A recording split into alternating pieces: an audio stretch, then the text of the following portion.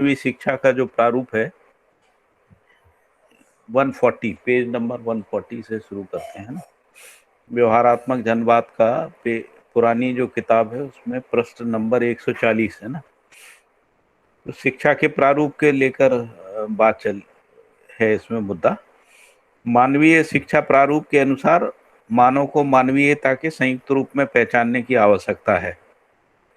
तो जनाकांक्षा मानवीय शिक्षा का स्वागत करता है। जनचर्चा में इसे हृदयंगम करने और इसकी परिपूर्णता को साक्षात्कार करने की आवश्यकता है। आवाज ठीक आ रही है ना सभी को? हाँ भैया। परिपूर्णता का तात्पर्य समझदारी, ईमानदारी, जिम्मेदारी, भागीदारी सहित परिवार और विश्व परिवार व्यवस्था में भागीदारी को प्रमाणित करने के अर्थ में। फिर कहा कि शिक्षा की पहचान हर मानव के लिए आवश्यक है। हर देश और काल में शिक्षा की आवश्यकता है।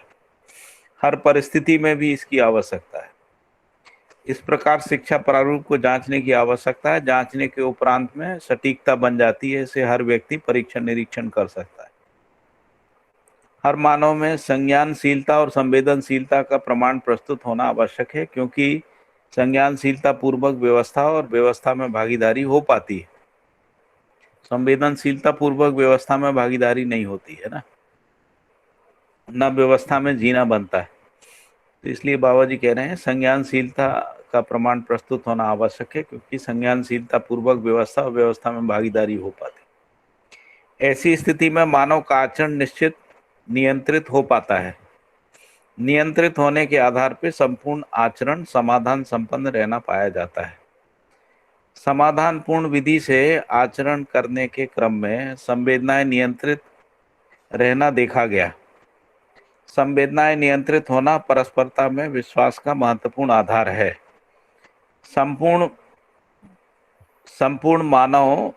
संपूर्ण मानव शिक्षा संस्कार पूर्वक ही अपनी दिशा, उद्देश्य और कर्तव्यों को निर्धारित कर पाता है।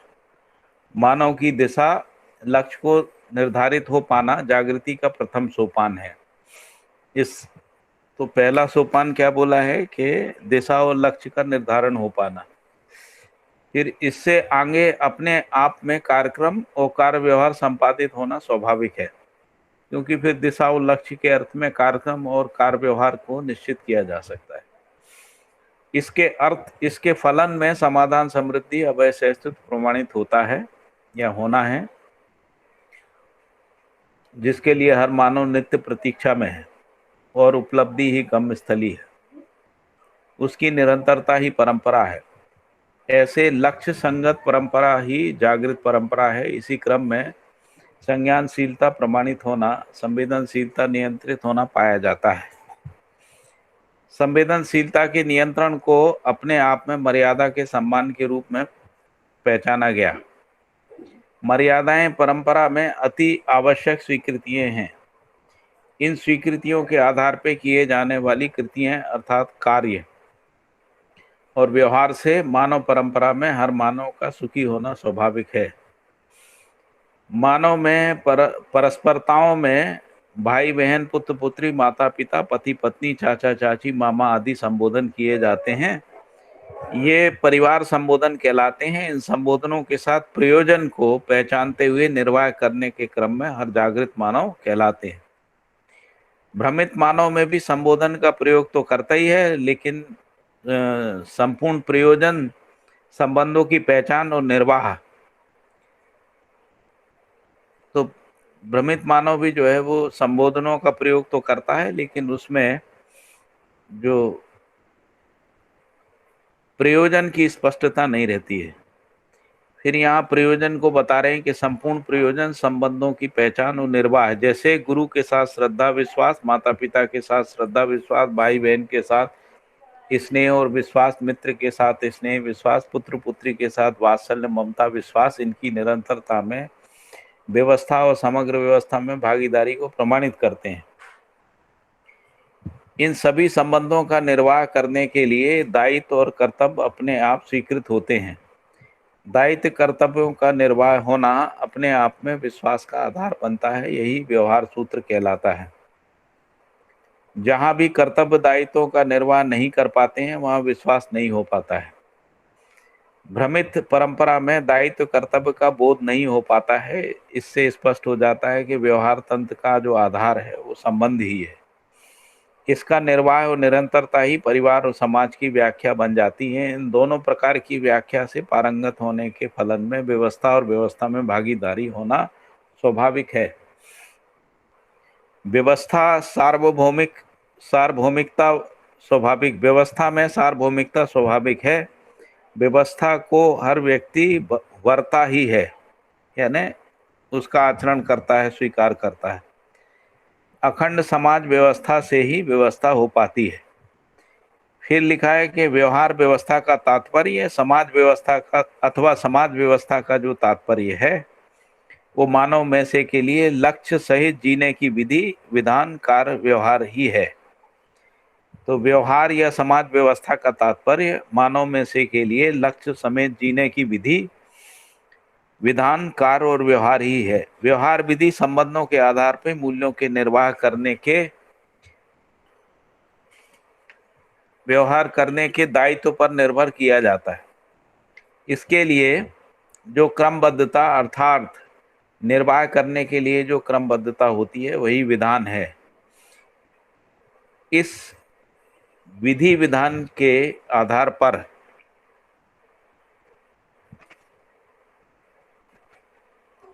व्यवहार विधि संबंधों के आधार पर मूल्यों के निर्वाह के दायित्व पर निर्भर होता है। ये विधि हो गई और उसमें जो क्रमबद्धता है वो विधान हो गया। तो विधि विधान के आधार पर सर्वप्रथम स्वस्थ मानसिकता का पहचान निर्वाह मूल्यांकन विश्वास का मूल आधार होता है। स्वस्थ मानसिकता जागृत मानसिकता होती है। जागृत मानसिकता अनुभव मूलक मानसिकता है। जागृतिपूर्ण मानसिकता अपने में मानवीयता देव मानवीयता दिव्य मानवीयता को प्रमाणित करने के क्रम में उद्धत रही है या रहती ही है। फिर लिखा है मानवीयता देव मानवीयता में परिवार और समाज व्यवस्था मानवीयतापूर्ण आचरण सहित प्रमाणित होना बनता है और इसी क्रम में दिव्य मानवीयता जागृत व्यवस्था में भागीदारी पूर्वक स्वतंत्रता स्वराज को प्रमाणित करने में सार्थक हो जाती है। फिर है स्वतंत्रता स्वराज्य सहअस्तित्व विधि से व्यवहित होता है या होते हैं। स्वराज व्यवस्था में स्वाभाविक विधि से मानवीय शिक्षा संस्कार न्याय सुरक्षा उत्पादन कार्य विनिमय कोष स्वास्थ्य संयम कार्य और व्यवस्था अपने आप में निर्वाह होते हैं। ऐसे स्वराज्य व्यवस्था परिवार मूलक विधि से विश्व परिवार व्यवस्था तक 10 सोपानी विधि से सार्थक हो जाते हैं।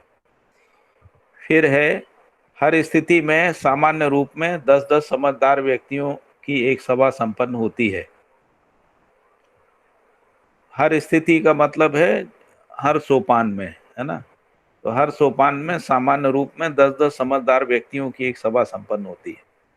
एक परिवार में 10 समझदार व्यक्ति होते हैं। ऐसे 10 व्यक्तियों में से एक व्यक्ति परिवार व्यवस्था के अतिरिक्त और सोपानी व्यवस्थाओं में भागीदारी करने के लिए निर्वाचित रूप में प्रस्तुत होना बनता है। ऐसे व्यक्ति को हर परिवार में पहचान लेना एक स्वाभाविक प्रक्रिया है। तो जागृत मानव परिवार में परिवार की आवश्यकताओं से अधिक उत्पादन होने के आधार पर उपकार कार्य में प्रवृत्ति होना स्वाभाविक होता है। तो इसमें जो व्यवस्था का 10 सोपानी व्यवस्था का जो आधार है उसको बताया है कि वो सब सभा विधि है। और दूसरी बात ये बताई है कि सभा विधि के बारे में कहा कि ऐसे परिवार में से एक व्यक्ति जो सोपानी व्यवस्था में भागीदारी करते हैं उनका परिवार में सहज पहचान हो जाता है। इसके बाद दूसरी बात ये बताई है कि जो जागृत मानव परिवार में परिवार की आवश्यकता से अधिक उत्पादन होने के आधार पर उपकार कार्य में प्रवृत्त होना स्वाभाविक है। तो यहाँ दूसरी बात है, पहली कि जो अभी जो रिप्रेजेंटेटिव सिस्टम है उसमें व्यक्तिवाद है, तो सभा विधि से व्यक्तिवाद का अंत होता है।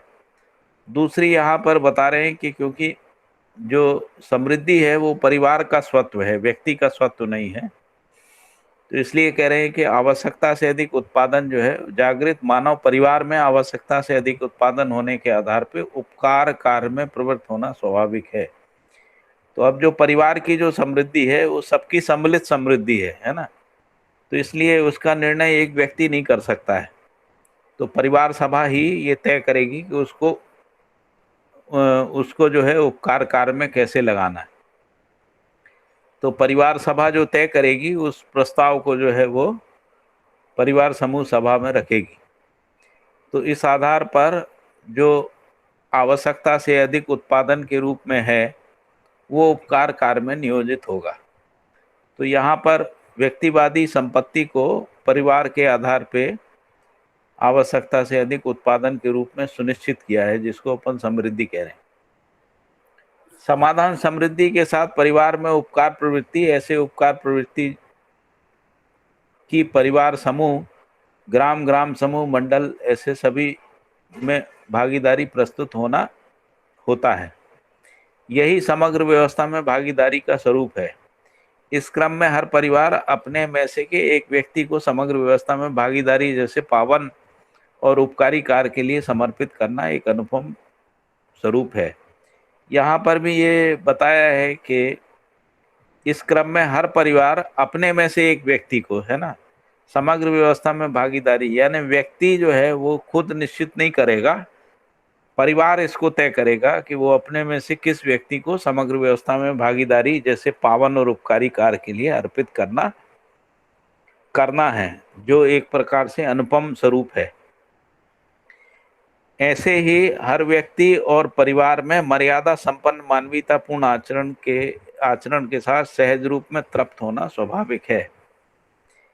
इस मुद्दे पे जनचर्चा की आवश्यकता है। यह अति आवश्यक है। यह मुद्दा सार्थक है कि नहीं, इस पर भी विमर्श करना आवश्यक है।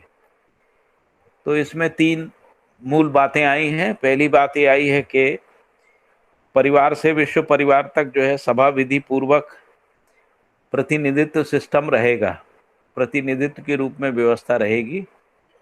और उसमें ये कहा कि हर परिवार से एक व्यक्ति जो है वो सभा में भागीदारी करेगा। उस व्यक्ति का जो चयन है उस व्यक्ति का चयन भी परिवार ही करेगा। और इसी तरीके से परिवार में जो आवश्यकता से अधिक उत्पादन के रूप में समृद्धि है उसका नियोजन जो है उपकार कार्य में भी परिवार ही करेगा। तो ये जो 3 मुद्दे हैं इन 3 मुद्दों पर कह रहे हैं इसमें जनचर्चा की आवश्यकता है कि ये आवश्यक है या नहीं है। फिर आगे ये कहा कि सुदूर विगत से धर्म और राजगद्दियों का प्रचलन रहा है। लोकमानस में भय प्रलोभन के आधार पर इनका सम्मान करते रहे हैं। राज्य शासन में भय प्रलोभन और धर्म शासन में भी भय प्रलोभन बना रहा है। इससे छूटने का कोई रास्ता ही नहीं रहा। कुछ समय के उपरांत संयोग हुआ और सर्वाधिक राज्य गद्दी राज्य शासन से गणतंत्रात्मक शासन में परिवर्तित हो गई, जिसको हम लोग राज्य तंत्र, सामंत तंत्र या सामंतवादी तंत्र से प्रजातांत्रिक गणतांत्रिक शासन में परिवर्तन बोलते हैं। इस परिवर्तन में जो गणतंत्र शासन में जनप्रतिनिधि गद्दी परस्त होने की विधि है,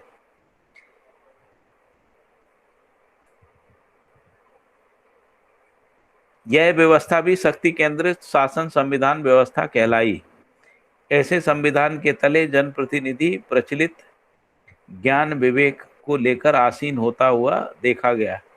ऐसे जनप्रतिनिधि देश की सीमा सुरक्षा ध्यान में रखते हुए देशवासियों को शांतिपूर्वक रहने का प्रबंधन करने का आश्वासन देते हैं। ऐसे क्रम में प्रधान गद्दी बैठा व्यक्ति जन अपेक्षाओं उसमें से कुछ को पूरा कर पाना और कुछ को नहीं कर पाना होता है। मुख्य मुद्दा यही है कि सबके लिए संतुष्टि कैसे मिले। करीब सभी राज्य ऐसी जगह में पहुंच गए हैं। जनमानस की संतुष्टि केवल पैसे से है। पैसे को कैसे सबको उपलब्ध कराया जाए सोचने जाते हैं। सोचने के लिए परीक्षण, निरीक्षण, सर्वेक्षण करते भी हैं, और यह भी देखने को मिला कि ये एक दूसरे को कलंकित करना नेतागिरी का प्रमुख कार्य माना गया। इस झांसापट्टी में लोक कल्याण, जन कल्याण, जन समुदाय कार्य सब छिन्न भिन्न एवं दिशाविहीन रहे हुआ पाया गया। फिर दूसरी बात आगे कह रहे हैं कि कमोबेश ऐसी घटनाएं सभी देशों में हो रही हैं, इसके बावजूद भी पुनः लोकमानस के लिए अथवा लोकमानस को रिझाने के लिए पद पैसे से रिझान की प्रक्रिया अपनाते बारंबार कलंकित होते रहे। इसके मूल कारण को परिशीलन करने पर पता लगा कि निर्वाचन कार्य में मत संग्रह के लिए अपार धन का नियोजन स्वयं नोट वोट का गठबंधन प्रमाणित हुआ। फलस्वरूप पद का बंटवारा, पैसे का बंटवारा शुरू हुआ। इसमें संतुष्टि असंतुष्टि अपने आप में उभर आया। संतुष्ट और असंतुष्ट दोनों अपने तौर तरीके से पेश आते आए।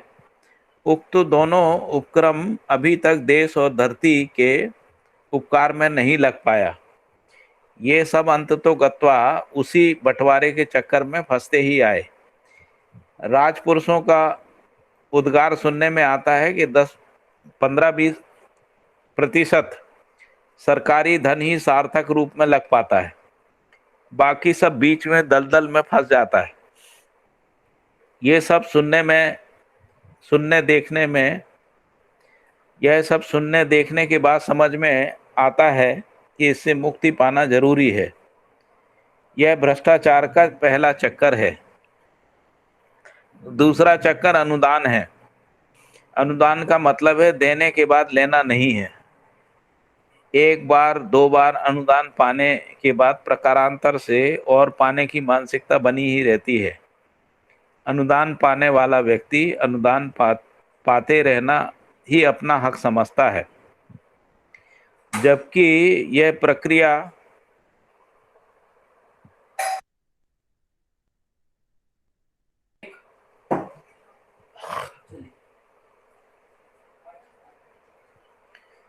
तो दूसरा चक्कर अनुदान का है। अनुदान का मतलब देने के बाद लेना नहीं है। एक दो बार अनुदान पाने के बाद ये मानसिकता बन जाती है। अनुदान पाने वाला व्यक्ति अनुदान पाते रहना ही अपना हक समझते, जबकि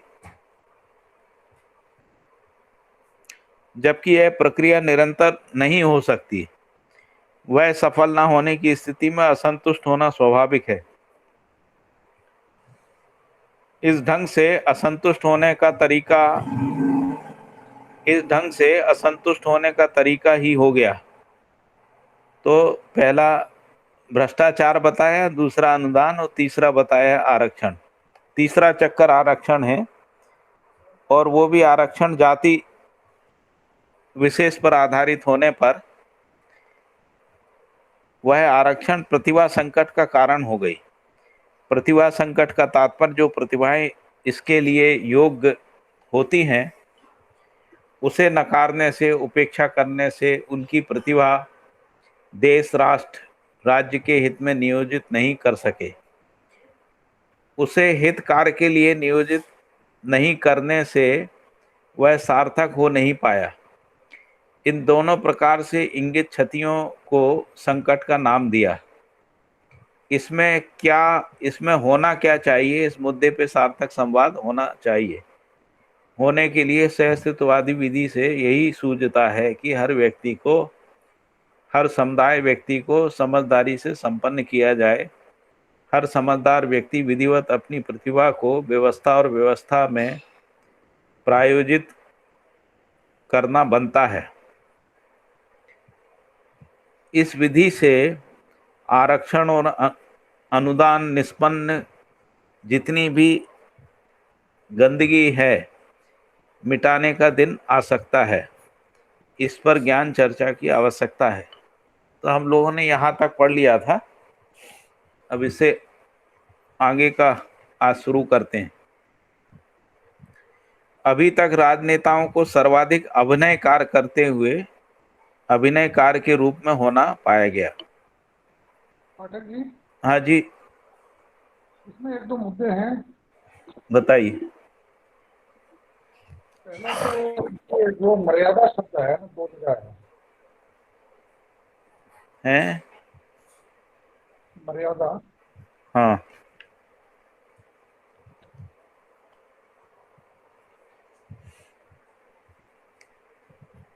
जो ना विश्वास का ढंग से मर्यादा की बात है। हाँ, ये रहा पेज नंबर 142।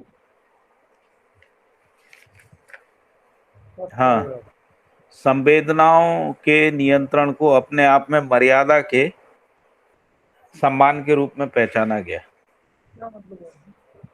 इसका मतलब ये है, जैसे परिवारों की परस्परता में, जिसको अपन स्वधन स्व नारी स्व पुरुष कह रहे हैं ना, दयापूर्ण कार्य व्यवहार कह रहे हैं, वही मर्यादा है, जिसको मर्यादा है। पर धन पर नारी पर पुरुष और द्वेष का जो व्यवहार है वो मर्यादा नहीं है ऐसा। तो मर्यादाएं परस्परता में अति आवश्यक स्वीकृतियां हैं, क्योंकि उसके बिना समाज नहीं बन सकता। और यदि इसको अपन परिवार में समझेंगे, तो परिवार में भी जो संबंध में जो प्रयोजन है उसके अर्थ में व्यवहार करना है। यदि दिशा उद्देश्य और कर्तव्य को निर्धारित करके यदि हम परिवार संबंधों में नहीं जीते हैं तो मर्यादाएं टूटती हैं, है ना। यानी जो प्रयोजन लक्ष्य और दिशा से भटक जाते मर्यादा का मतलब चरित्र हुआ है ना। हैं। मर्यादा एक प्रकार का नियंत्रण है। चरित्र पूर्वक नियंत्रण। पेज नंबर 55 पे सेकंड पैराग्राफ में। हम्म। अच्छा, परिवार में मर्यादा को बोल दिया मान्यता पूर्ण।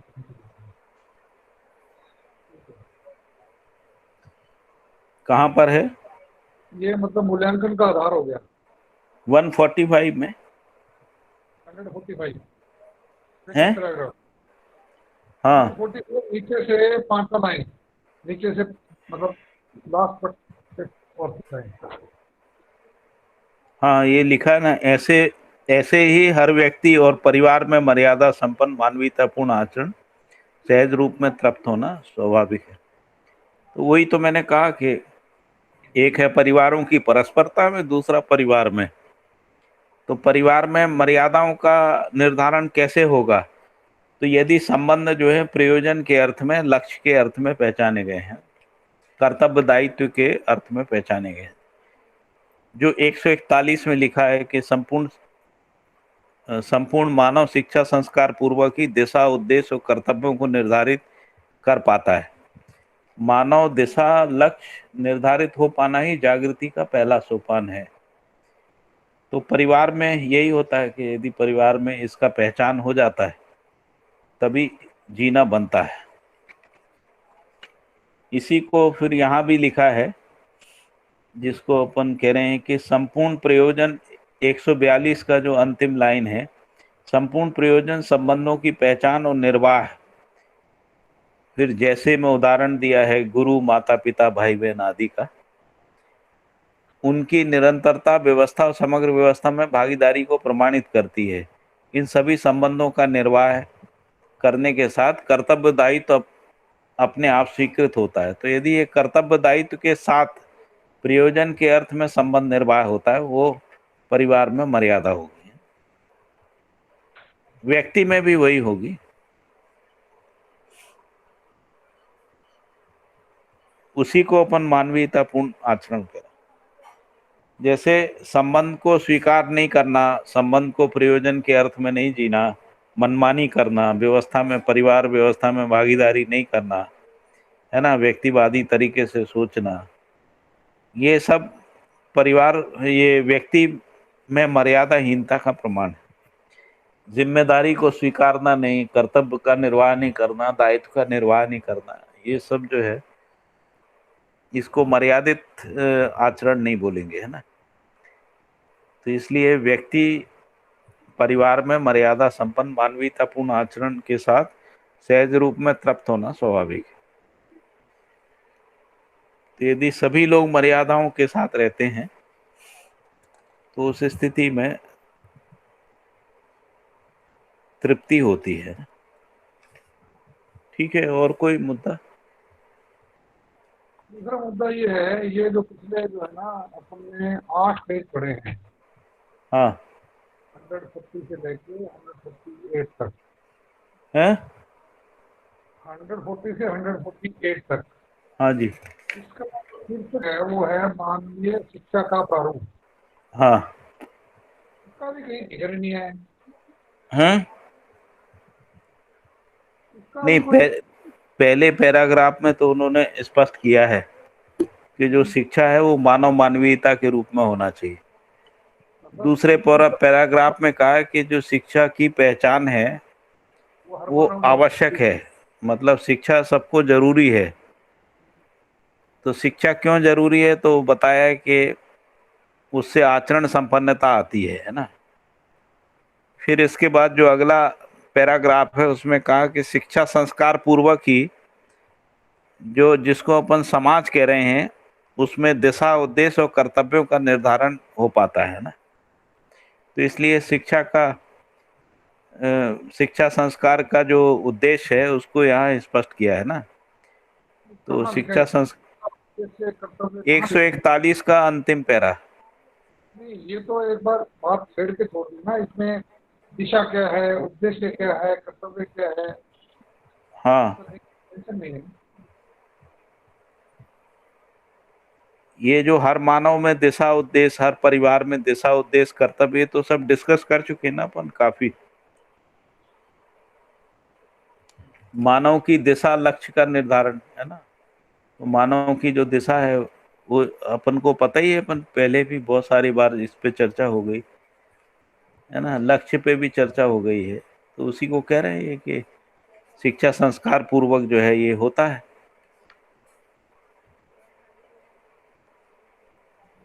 फिर इसके बाद है, हाँ हेलो, हाँ जी, ठीक है, आगे चलिए। और क्या है शिक्षा का फिर प्रारूप? इसके बाद जो मूल मूल बात है कि जिसको यहाँ पहली लाइन में ही कहा ना कि मानव और मानवीयता के संयुक्त रूप में पहचानने की आवश्यकता है। तो मानव को जो है व्यवहार में पहचानने की जरूरत है। तो फिर व्यवहार को स्पष्ट किया, व्यवहार क्या है, संवेदन क्या है। फिर ये भी बताया कि इसकी आवश्यकता क्यों है, तो आवश्यकता इसलिए कि संवेदनाओं को नियंत्रित रखना है। फिर ये कहा कि संवेदनाएं संज्ञानीयता पूर्वक नियंत्रित होती हैं। फिर अगले पैराग्राफ में जो है संबोधन को स्पष्ट किया और उन्होंने कहा कि यदि संबोधन जो है प्रयोजन के अर्थ में होते हैं तभी जो है निर्वाह हो पाता है, नहीं तो निर्वाह नहीं होता है। तो इसलिए उन्होंने फिर व्यवहार को स्पष्ट किया, कर्तव्य दायित्व निर्वाह और व्यवहार सूत्र की व्याख्या की। इसके बाद फिर व्यवहार व्यवस्था में किस रूप में आता है उसकी बात की। ये सब शिक्षा की वस्तु है ना। तो ये जो 143 का जो लास्ट वाला पैराग्राफ है, व्यवहार व्यवस्था का तात्पर्य या समाज व्यवस्था का तात्पर्य क्या है, तो लक्ष्य सहित विधि विधान कार्य व्यवहार ही है। तो शिक्षा पूर्वक ही तो विधि विधान कार्य व्यवहार जो है सुनिश्चित होता है। और इस सब का प्रयोजन क्या है, तो वो कह रहे हैं कि स्वस्थ मानसिकता का पहचान, निर्वाह, मूल्यांकन, विश्वास का मूल आधार होता है।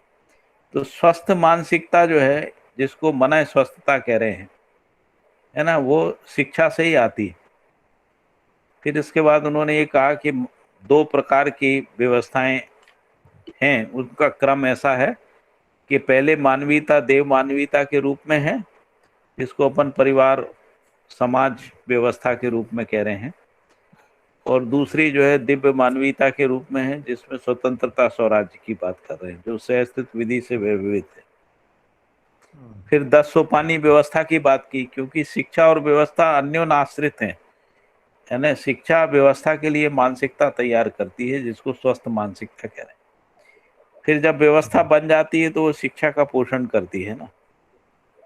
तो इसलिए फिर इसका जो प्रयोजन है वो व्यवस्था मानसिकता है। तो उन्होंने व्यवस्था के ऊपर थोड़ा सा प्रकाश डाला कि स्वराज व्यवस्था का मतलब है ये पांचों प्रकार की जो व्यवस्थात्मक कार्यक्रम है उनका निर्वाह होना। फिर कहा कि उसके लिए विधि क्या होगी, तो सभा विधि होगी।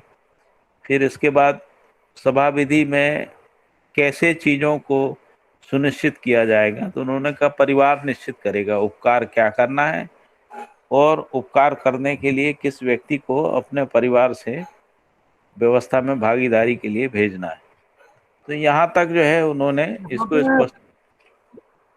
यहाँ पे पाठक जी पेज 144 में लास्ट जो लाइन है ना, हम्म।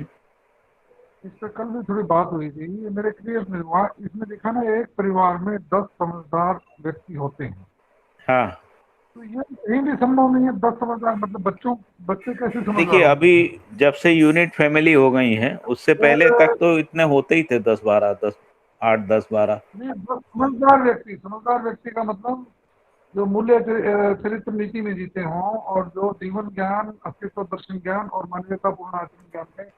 परफेक्ट हों, उनको हम्म। समझदार व्यक्ति बोला गया। हम्म। तो ये आदमी कैसे मतलब संभव है? उसमें जो बच्चे हैं, चाहे जागृति की जो परंपरा बनने के बाद भी कल अपन ये भी कैसे कह बात हुई सकते थी हैं? इस पे।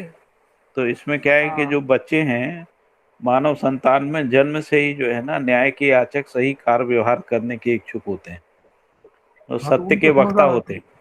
नहीं, समझदार नहीं, उनमें गलती करने का अवसर नहीं रहेगा ना। जागृत, यदि परिवार जागृत है तो बच्चों में गलती का आएगा नहीं ना। अभी क्या होता है कि जो बच्चा न्याय का याचक होता है कुछ समय के बाद वो धर्म, जाति, संप्रदाय सीमाओं में आके अन्याय में फंस जाता है ना। और वही बच्चा जो सही करना चाहता है वो माता पिता जो गलती करते हैं उसी को सही मान लेता है ना।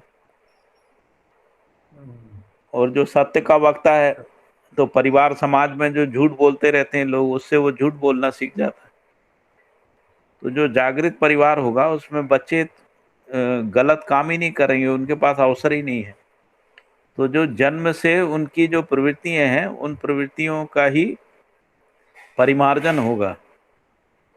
तो जो उनमें न्याय पोषण प्रदायी पोषण होगा। क्षमता का विकास होगा, सही कार्य व्यवहार करने के लिए उनके पास अवसर होगा और सत्य बोलने की जो उनकी मूल प्रवृत्ति है वो यथावत बनी रहेगी। तो इसलिए अपन उनको ना समझ नहीं कह सकते हैं,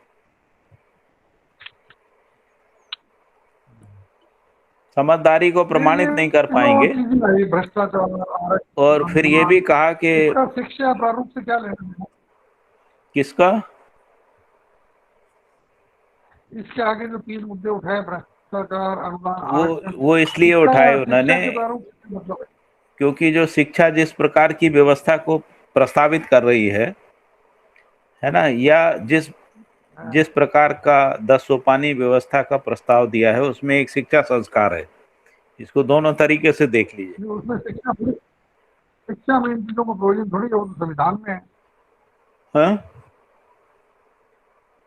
ये आरक्षण वगैरह और ये सब चीजें संविधान में है, या जो कि नहीं दूसरी डब्बी है भैया, जो अपना जो जो कार्यपालिका है? समझ गया ना, जो सह अस्तित्ववादी विधि से शिक्षा, व्यवहार और व्यवस्था, ये 3 चीजों की व्याख्या करी यहाँ पर उन्होंने, है ना, जो सह अस्तित्ववादी विधि से है। अब जो प्रचलित है उसमें क्या समस्या है, तो उन्होंने बताया कि प्रचलित में समस्या ये है।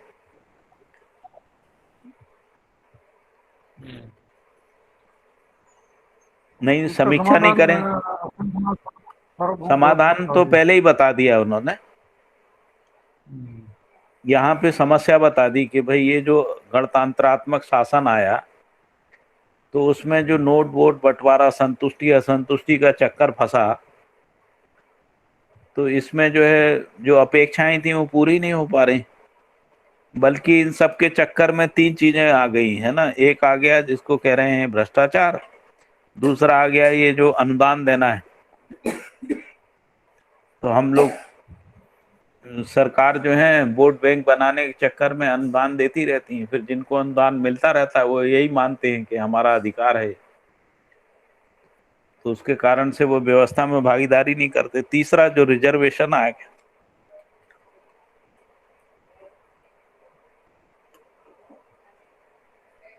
तो रिजर्वेशन से दो समस्याएं हुई, एक तो समानता खत्म हो गई और दूसरी जो प्रतिभा है,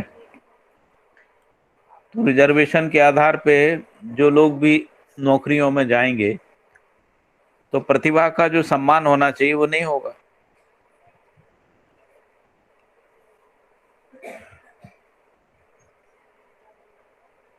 तो उन्होंने कहा यहाँ आके फंस गए। अभी इससे आगे भी थोड़ी समीक्षा और की है उन्होंने, आगे जाके जो अभी हम लोग पढ़ेंगे।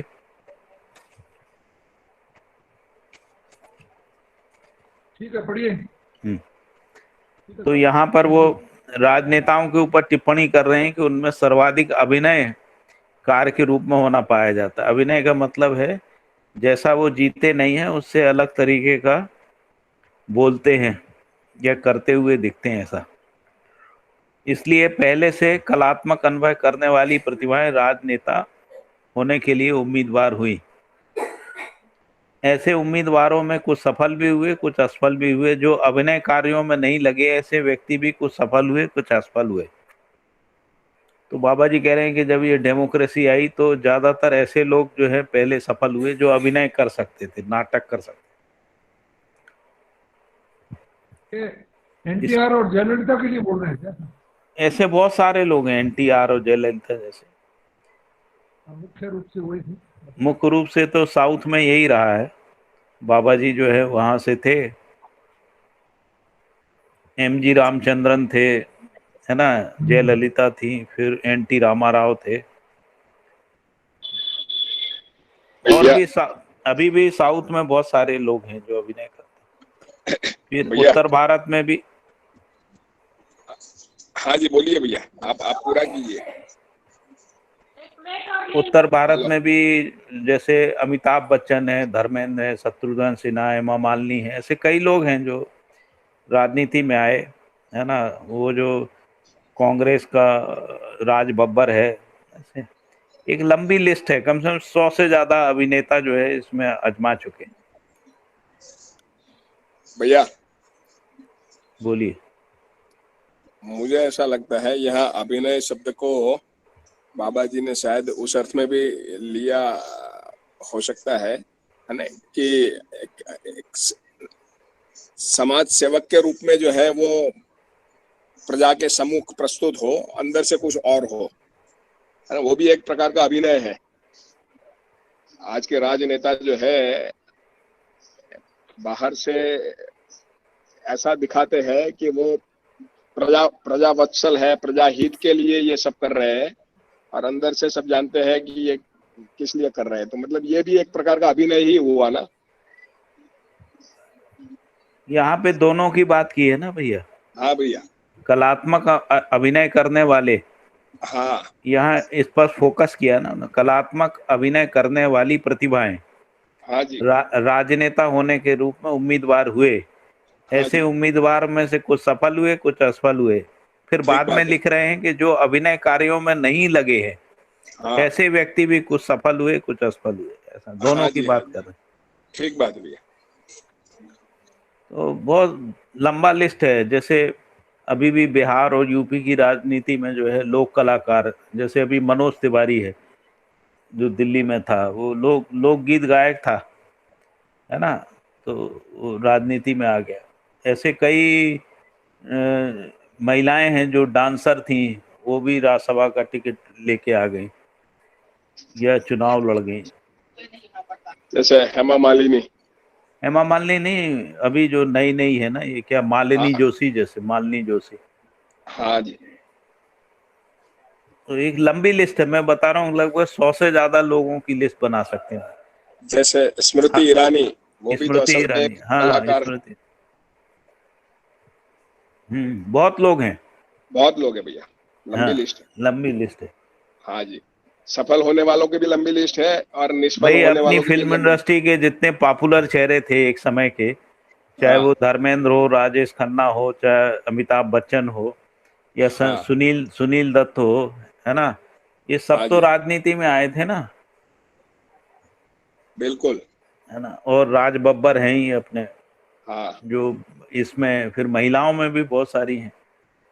जैसे ये जो जयप्रदा, जयप्रदा है या अपना हेमा मालिनी है, है हेमा मालिनी, जया भादुरी, जया भादुड़ी, और भी एक वो मुस्लिम है रेखा, ना हाँ, एक कई हैं, बहुत सारी कई हैं। है ना, बहुत है। तो बाबा जी ने दोनों की बात करी है। हाँ हाँ, ठीक बात भी है। फिर आगे कहा उन्होंने कि समुदाय विधि से भी नेतागिरी का आह्वान जनमानस में आया। मतलब तीसरा जो है, तीसरा प्रकार उन्होंने बताया कि जो समुदायों के नेता थे, तो समुदाय विधि से भी नेतागिरी का आह्वान जनमानस से उभरी है। जैसे पिछड़े हुए समुदाय, कमजोर समुदाय, अल्पसंख्यक समुदाय, महिला समुदाय आदि आदि नामों से जाना जाता है। यह भी सब इनमें से जनप्रतिनिधि होने और कोई ना कोई पद आसीन पाने का प्रयत्न किए। ये जितने भी जातिवादी संगठनों के नेता हैं, इसमें महिलाओं का भी ले लिया, महिलाओं के रिजर्वेशन की बात आई। फिर ये अल्पसंख्यक बहुसंख्यक के आधार पे भी कोटा फोटा बांट फूट के ये सब किया है ना। इनमें भी कुछ लोग सफल हुए, कुछ असफल हुए हैं ना, कुछ लोग सफल नहीं हुए। तो अंततोगत्वा इन सभी प्रकार से पहुंचे हुए जनप्रतिनिधियों का रवैया केवल अभिनय ही रहा। अभिनय इसलिए रहा कि वो अपने समाज के लिए कुछ नहीं किया। जैसे मायावती जो है, तो उसने अपना पूरा जो भी राजनीति में रह के जो भी कुछ किया, उसमें दलितों के उत्थान के लिए कुछ नहीं किया। अपना उत्थान जरूर कर लिया, अपने लिए बहुत बड़े बड़े महल बना लिए, बहुत पैसा इकट्ठा कर लिया,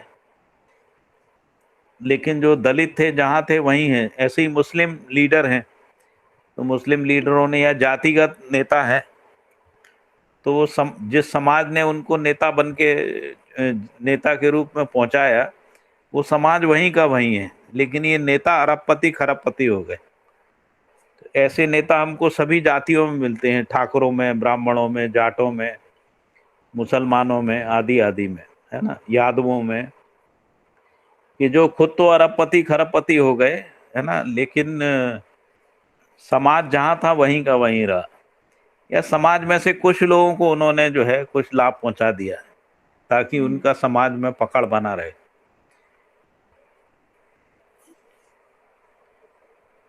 फिर इसके बाद आगे कह रहे हैं, अंततो गत्वा इन सभी प्रकार से पहुंचे हुए प्रतिनिधियों का रवैया केवल अभिनय ही रहा।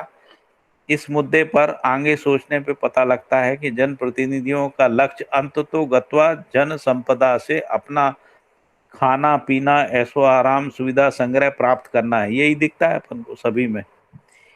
इन मुद्दों पर सोचने की आवश्यकता है। क्या जनप्रतिनिधि अपने परिवार के बलबूते पर जीकर उपकार रूप में जनप्रतिनिधित्व करना है या प्रतिफल अपेक्षा करना है? तो बाबा जी ने एक प्रस्ताव रखा है, क्या जनप्रतिनिधि अपने परिवार के बलबूते पर जीकर उपकार के रूप में जनप्रतिनिधित्व करना है, या ये जो ऊपर प्रतिफल बोला है, खाना पीना, ऐशो आराम, सुविधा संग्रह आदि, इसके लिए? तो प्रतिफल अपेक्षा से जो भी जनप्रतिनिधि काम किए, समाज विरोधी, नियति विरोधी, वन खनिज विरोधी कार्यों को सर्वाधिक किया। तो उन्होंने कहा कि जिन लोगों ने ये खाना पीना, ऐशो आराम, सुविधा संग्रह आदि के लिए जो कुछ किया, तो ये सब कहाँ से आएगा? तो नियति विरोधी विधि से ही आया। जंगल काटो, खनिज का दोहन करो, है ना, पहाड़ को काट डालो, तो वो सब काम में लगे रहे। तो विकास विरोधी कार्यों को सर्वाधिक किया। फिर कह रहे हैं कि इस बीच अपनी व्यक्तिगत संपदा को बढ़ाते रहे। ये सब हमको पूरे देश भर में दिखता है, केरल से कश्मीर तक जो है, और नॉर्थ ईस्ट से लेके गुजरात तक, सब जगह अपन को ऐसे ही दिखता है। दुनिया भर में दिखता है भैया। हाँ, अगर अपन भारत के संदर्भ में कहें, वैसे तो पूरी हाँ, दुनिया में यही हुआ। यही जैसे कम्युनिस्ट कंट्री जो है, वो रशिया कम्युनिस्ट कंट्री है, लेकिन अभी पुतिन के संपत्ति के बारे में अखबारों में आता है, तो हाँ, पता लगता है कि दुनिया में बहुत रईस लोगों में से वो एक है ना। बिल्कुल बिल्कुल भैया। इतना सारा पैसा इकट्ठा किया। ऐसे ही हाँ ये जो चाइना का अभी व्यक्ति है, इसके बारे में भी ऐसे ही आता है हाँ हाँ कि हाँ। इन्होंने अपार संपत्ति इकट्ठी कर रखी। तो दुनिया में जितने भी बड़े राजनेता हैं वो सब यही काम करते रहे।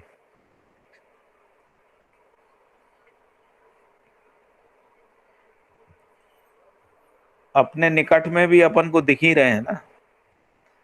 तो ठीक व्यक्तिगत बात है भैया। संपदा को बढ़ाते रहे, जैसे मुलायम सिंह हो या लालू यादव हो या जो भी हर राजनीतिक दल में है, किसी का क्या नाम ले, सभी में ऐसे ही प्रवृत्ति देखने को मिलती है। फिर कह रहे हैं कि अब ऐसी प्रतिफल अपेक्षा से नेतागिरी करता हुआ से अपेक्षा किया जाए, इनसे क्या अपेक्षा करेंगे, इस पर भी मन लगाकर संवाद होना चाहिए। वो कह रहे हैं कि इस पे भी विचार करना चाहिए कि जो लोगों में ये प्रवृत्ति है, ये लोग क्या इनसे अपेक्षा करें कि ये व्यवस्था के लिए काम करेंगे, विकास के लिए काम करेंगे, मानव में जागृति के लिए काम करेंगे, पर्यावरण संरक्षण के लिए काम करेंगे, भ्रष्टाचार से लोगों को निकालेंगे, है ना, ये अनुदान और इस सब से निकालेंगे। इनसे तो अपेक्षा नहीं की जा सकती। तो वो कह रहे हैं कि इस पे भी मन लगा के जनता को संवाद करना चाहिए।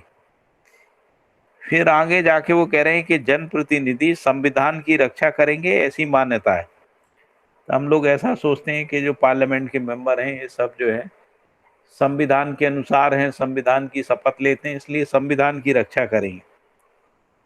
अभी जितनी भी कथाएं सुनने में आई हैं उनमें जनप्रतिनिधि स्वयं संविधान विरोधी होने के कारण दंडित होने की नौबत आती रही। तो अभी बहुत सारे, जैसे अभी लेटेस्ट चिदम्बरम का ही मामला है, तो उनकी स्थिति ये है कि संविधान विरोधी होने के कारण दंडित होने की नौबत है।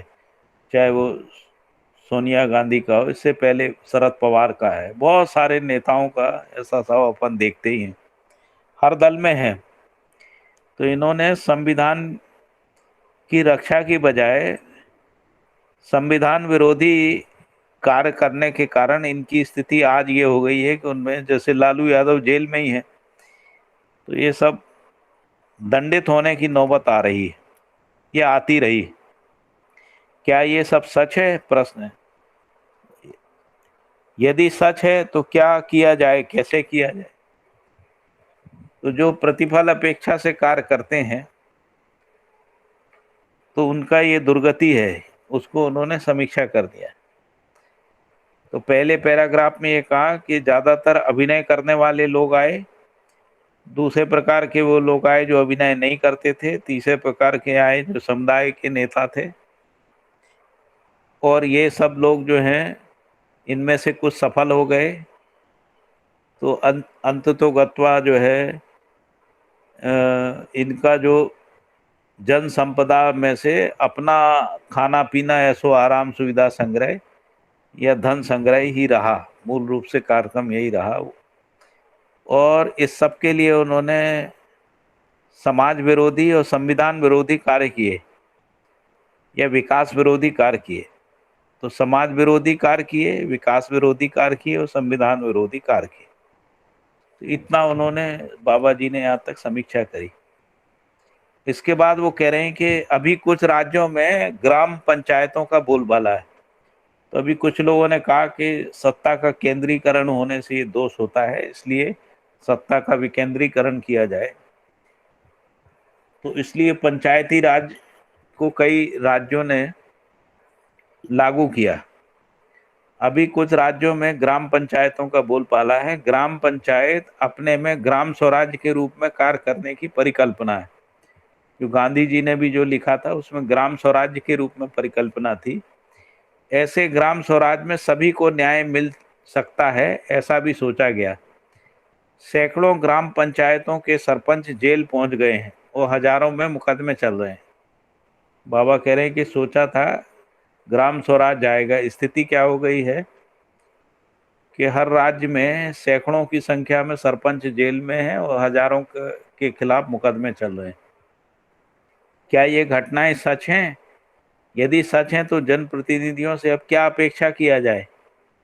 तो ये जेल क्यों गए या मुकदमे क्यों चल रहे हैं? क्योंकि इन्होंने लूटा, है ना, इसलिए गए। फिर कह रहे हैं कि यदि सच है तो जनप्रतिनिधियों से अब और क्या अपेक्षा किया जाए। तो इस प्रकार के जनप्रतिनिधियों से और क्या अपेक्षा करते हैं? इस पर सूक्ष्मता से सोचने निर्णय लेने की आवश्यकता है। लोकमानस यदि समझदारी के साथ जीना बन जाता है तो ग्राम पंचायतें सफल हो सकती हैं। यदि समझदारी से जीना नहीं बनता है तो ग्राम पंचायतें सफल नहीं हो सकती। इस तर्क पर भी परिवार मूलक स्वराज व्यवस्था होना चाहिए, ना कि शासन, सरकार शासन। तो बाबा जी कह रहे हैं कि इस विधि से यदि अपन देखेंगे समझदारी के साथ तो परिवार मूलक स्वराज व्यवस्था होना चाहिए, ना कि अभी जो सिस्टम है जिसको हम लोग सरकार शासन कह रहे हैं। इस पर अपने को जन चर्चा में ध्यान देने की आवश्यकता है। फिर अगले पैराग्राफ में ये कहा कि यह भी चर्चा का मुद्दा है कि हम शासन में जीना चाहते हैं या व्यवस्था में। यदि शासन चाहते हो तब अभी हो रहे भ्रष्टाचार, दुराचार, अनाचार उसी प्रकार होते रहेंगे। यदि हम जनमानस इसे नहीं चाहते हैं तो परिवार मूलक स्वराज व्यवस्था को अपनाना होगा। परिवार मूलक स्वराज व्यवस्था अपने आप में समझदारी संपन्न अनेक परिवारों की संयुक्त व्यवस्था है। प्रत्येक परिवार में उपकार प्रवृत्ति होने के आधार पर स्वत्व, स्वतंत्रता, अधिकार स्वयं स्फूर्त होता है। इसमें जनप्रतिनिधि किसी भी प्रकार से धन व्यय के बिना उपलब्ध होना एक महिमा संपन्न घटना है। तो वो कह रहे हैं कि ये जो परिवार मूलक स्वराज व्यवस्था है इसमें जनप्रतिनिधि बिना कोई पैसा खर्च किए उपलब्ध हो जाते हैं जिसकी आवश्यकता है। इस प्रकार 10% व्यक्ति हर गांव, मोहल्ले, देश में संपूर्ण धरती पे उपलब्ध होना समीचीन है। इस मुद्दे पे परामर्श कार्य संवाद सघन रूप में होना चाहिए। इसके लिए हर मानव को समझदार होना आवश्यक है। इसे हर नर नारी समझदार होना भी चाहते हैं। समझदारी के लिए वस्तु लोक सम्मुख प्रस्तुत हो चुकी है। यही मध्यस्थ दर्शन से अस्तित्ववाद है। इसके आधार पर मानवीय शिक्षा संस्कार का प्रारूप लोकमानस के लिए अर्पित हुआ है। ये सभी विधा को जन चर्चा में लाकर निष्कर्ष निकालना और स्वयं स्फूर्त विधि से अपनाना सारी दरिद्रता से छुटकारा है।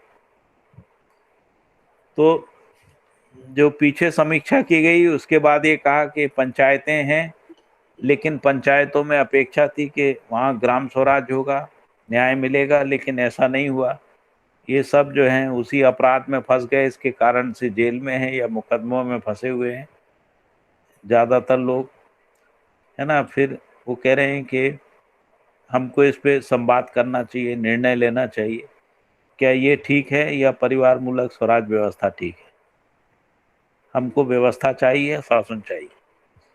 फिर इसके बाद उन्होंने कहा कि जो शासन में जीना चाहते हैं या व्यवस्था में जीना चाहते हैं, यदि शासन में जीना चाहते हैं तो ये सब रहेगा, भ्रष्टाचार, दुराचार, अनाचार, ये सब होगा। यदि इससे मुक्ति चाहते हैं तो परिवार मूलक स्वराज व्यवस्था को अपनाना होगा। तो परिवार मूलक स्वराज व्यवस्था अपने में समझदारी संपन्न अनेक परिवारों की संयुक्त व्यवस्था है। तो उसके लिए पहले समझदारी चाहिए। प्रत्येक परिवार में उपकार प्रवृत्ति होने के आधार पर स्वत्व, स्वतंत्रता, अधिकार स्वयं स्फूर्त होता है। तो पहले समझदारी और इसके बाद जो परिवार में उपकार प्रवृत्ति है, यदि हर परिवार समाधान समृद्धि संपन्न होते हैं तो समृद्धि उपकार में लगेगी। तो उपकार प्रवृत्ति होने के आधार पे स्वत्व, स्वतंत्रता, अधिकार स्वयं स्फूर्त होता है। फिर कह रहे हैं कि ये जो परिवार मूलक स्वराज व्यवस्था है इसमें जनप्रतिनिधियों को चुनने की जो विधि है वो बिना पैसा खर्च किए चुना जा सकता है। फिर कह रहे हैं कि यदि पूरी दुनिया में से 10% लोग ही यदि ऐसे हो जाते हैं तो पूरी व्यवस्था परिवर्तन हो सकता है।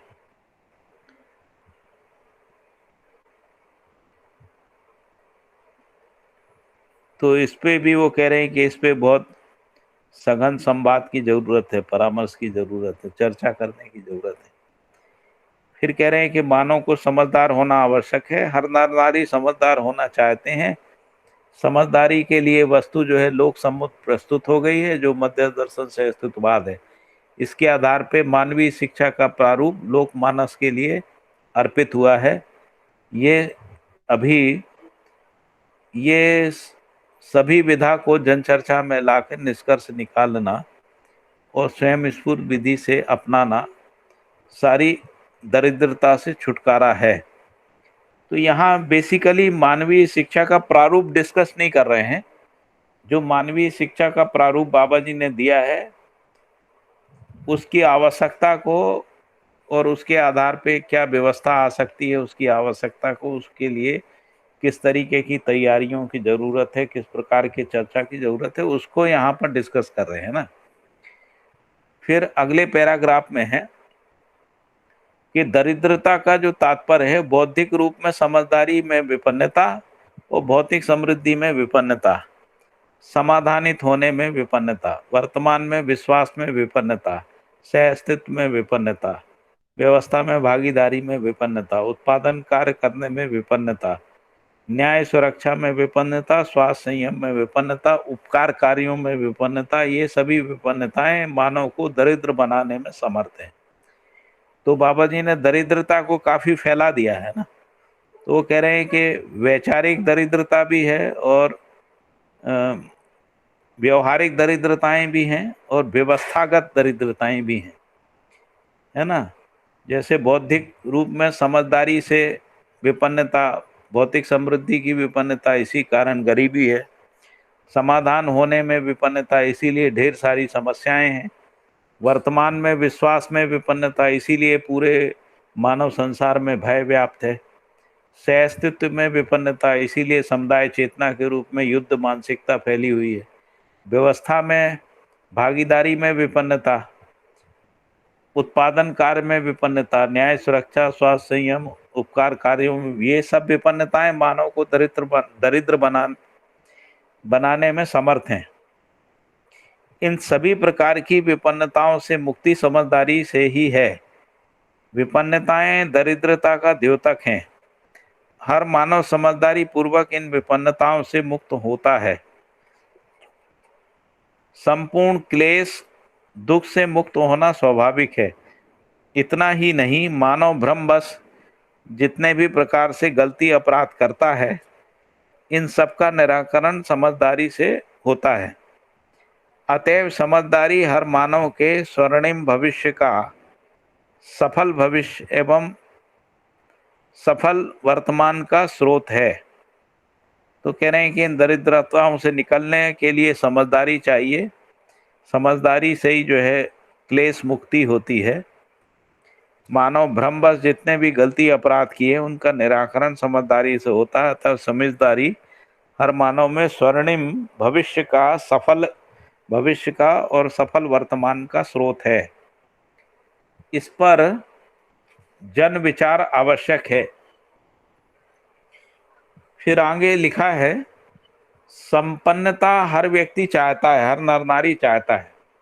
तो संपन्नता का पहला वैभव है जागृति, दूसरा वैभव है सर्वतोमुखी समाधान, तीसरा है न्याय पूर्वक जीना, चौथा है उपकार कार्य में निष्ठा, पांचवा है समृद्धि को प्रमाणित करना, छठवां व्यवस्था में जीना, सातवां समग्र व्यवस्था में भागीदारी, आठवां सह अस्तित्व को प्रमाणित करना, नौवां सह अस्तित्व को अपने में स्थिर होने के रूप में स्पष्ट करना, अनुभव करना, दसवां है सह अस्तित्व में अनुभव मूलक विधि से संपूर्ण व्यवस्था में निहित कार्यकलापों को स्पष्ट करना, और 11वां है दिव्य मानव होना, स्वयं को प्रमाणित करना, 12वां है स्वराज्य स्वतंत्रता को प्रमाणित करना। ये सब नित्य वैभव के मुद्दे हैं। तो अभी जो पिछले पैराग्राफ जहाँ से शुरू हुआ उसमें समझदारी की बात आ रही। समझदारी पूर्वक ही विपन्नताओं से मुक्ति है, क्लेश से मुक्ति है, और समझदारी से ही मानव गलती अपराध से मुक्त हो सकता है, ये बात आई। तो अभी प्रश्न आया कि भाई संपन्नता क्या है, यानी समझदारी क्या है, हर स्तर पे समझदारी क्या है, या हर स्तर पे संपन्नता क्यों, क्यों दरिद्रता की बात आ गई ऊपर, है ना। तो यहाँ संपन्नता को बाबा जी ने 12 बिंदुओं में 12 बिंदुओं में स्पष्ट किया, और उसमें भी क्रम से किया। संपन्नता का पहला वैभव जागृति है, जिसको अपन समझदारी कह रहे हैं। समझदारी के आधार पे सर्वतोमुखी समाधान है दूसरा।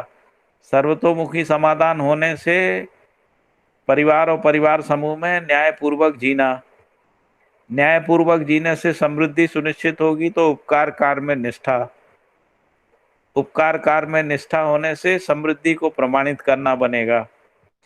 छठवां है व्यवस्था में जीना, यानी परिवार मूलक ग्राम और ग्राम समूह के रूप में जो व्यवस्था है उसमें जीना बनेगा। उससे धीरे धीरे समग्र व्यवस्था में भागीदारी करना। आठवां है सहअस्तित्व को प्रमाणित करना, इस विधि से मानव सहअस्तित्व को प्रमाणित कर पाएगा। नौवां है सहअस्तित्व को अपने में स्थिर होने के स्वरूप को अनुभव करना। तो जैसे जैसे सहअस्तित्व परिवार, समाज, राष्ट्र, अंतर्राष्ट्र में स्थिर होता जाएगा, उसका अनुभव होगा। 10वां है सहअस्तित्व में अनुभव मूलक विधि से संपूर्ण व्यवस्था में निहित कार्यकलापों को स्पष्ट करना। फिर 11वां है देव मानव, दिव्य मानव होना, स्वयं को प्रमाणित करना। और 12वां है स्वराज्य स्वतंत्रता को प्रमाणित करना। ये सब नित्य वैभव के मुद्दे हैं, यह सब जागृति का ही वैभव है। इन सब वैभव के प्रति जनमानस की स्वीकृति के लिए जन चर्चा संवाद होना आवश्यक है। जनमानस अपने में शुभ चाहता ही है, सुख को संपूर्ण 12 बिंदुओं में इंगित कराया है। इसकी आवश्यकता पे जनचर्चा पूर्वक जिज्ञासा को निर्मित करने की आवश्यकता है। ऐसी स्थिति होने में उक्त सभी बिंदुओं का स्पष्ट अध्ययन के रूप में मध्य दर्शन से अस्तित्ववाद प्रस्तुत है।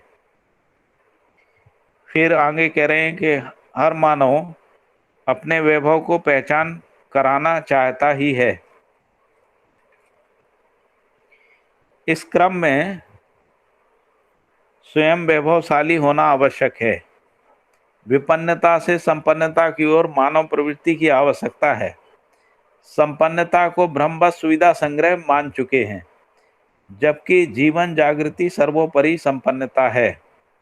जागृति के उपरांत ही हर मानव क्लेश, दुख, विपन्नता, भ्रम से मुक्त हो सकता है। तो बाबा जी कह रहे हैं कि संपन्नता को लोगों ने सुविधा संग्रह मान लिया है, जबकि सर्वोपरि संपन्नता जागृति है ना, जीवन जागृति है, क्योंकि इसी से मानव क्लेश, दुख, विपन्नता से मुक्त होता है। इसे हम भले प्रकार से जीकर देखे हैं। हर व्यक्ति संपन्नता पूर्वक जीना चाहता है। इसका मूल वैभव केवल समझदारी ही है। समझदारी का अर्थ पहले से इंगित हो चुकी है। इस मुद्दे पर जन चर्चा और स्वीकृति और जिज्ञासा की आवश्यकता है। हर मानव में जागृति पूर्वक अभिव्यक्त होना एक अभिलाषा है। हर मानव में जागृति पूर्वक अभिव्यक्त होना एक अभिलाषा के रूप में विद्यमान है। जागृत होने की स्वीकृति हर मानव में है ही। जागृति के उपरांत सर्वतोमुखी समाधान होना स्वाभाविक है। हर नर नारी में अविभाज्य रूप में विद्यमान रूप, बल, पद, धन और बुद्धि का होना पाया जाता है। बुद्धि अपने में अनुभव मूलक होने के आधार पर जागृति का प्रमाण होना संभव हो जाता है। ऐसी स्थिति में मानव का सुखी होना स्वाभाविक है। इसे इस प्रकार देखा गया है कि मानव स्वधन, स्वनारी, स्वपुरुष, दयापूर्ण कार्य व्यवहार के रूप में आचरण करने के फल स्वरूप सुखी होना स्पष्ट हुआ है। फिर है बल के साथ सुखी होने की विधि दयापूर्ण व्यवहार करने की स्थिति में स्पष्ट होता है। धन को उदारता पूर्वक सदुपयोग करने की स्थिति में धन से मिलने वाला सुख उपलब्ध होता है। पद का सुख न्याय पूर्वक जीने से, अर्थात संबंधों की पहचान, मूल्यों का निर्वाह, मूल्यांकन, उभय तृप्ति रूप में प्रमाणित होता है। बौद्धिक सुख जो है वो सत्य बोध का सुख विवेक और विज्ञान पूर्वक लक्ष्य और दिशा को निर्धारित करने के रूप में सुखी होते हैं। इसे भले प्रकार से निरीक्षण परीक्षण सर्वेक्षण पूर्वक जीकर देखा है। इस पर जन चर्चा परामर्श करना स्वीकार करना एक आवश्यकता है। फिर आगे कहा कि हर जागृत मानव स्वयं के वैभव को संपन्नता के रूप में प्रस्तुत करते हुए समग्र व्यवस्था में भागीदारी के रूप में राष्ट्रीय चरित्र को प्रमाणित करता है। इस क्रम में राष्ट्रीय चरित्र का एक प्रारूप अध्ययन के लिए प्रस्तुत है।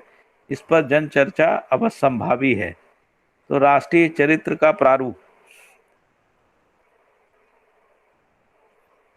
राष्ट्रीयता अपने में मानवीयतापूर्ण आचरण का वैभव है। मानवीयतापूर्ण मानव के मनाकांक्षा जीवनाकांक्षा सहज सार्थकता को प्रमाणित करने का मानसिकता सहित समझदारी पूर्वक जीने के रूप में राष्ट्रीयता प्रमाणित होती है।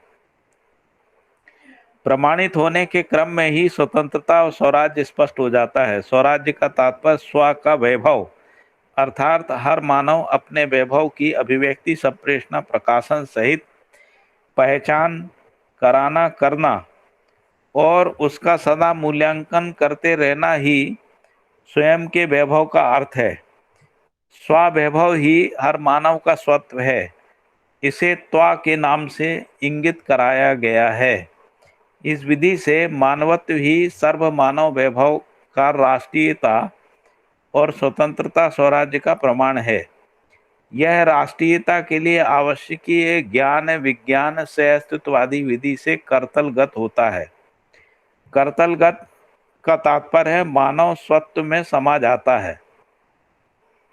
सहअस्तित्ववादी विधि से हम मानव के समझदार होने की आवश्यकता इसलिए भी है कि मानव को मानव के रूप में पहचानना है और निर्वाह करना है।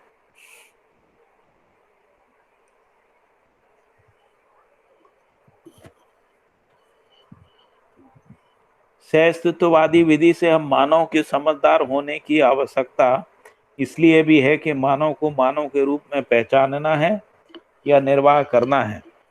मानव और मानवेतर प्रकृति के बीच, मानव और मानवेतर प्रकृति के साथ वन खनिज के साथ संतुलन को बनाए रखना है, जिससे ऋतु संतुलन बनता है।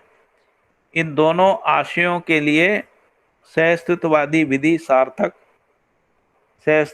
विधि सार्थक मानसिकता समझ विज्ञान और ज्ञान संबद्ध विवेक संपन्न होने की आवश्यकता है। राष्ट्रीयता के स्वरूप को प्रमाणित करने के लिए केवल मानव रूपी इकाई ही इस धरती पर पहचान में आई है। इस 20वीं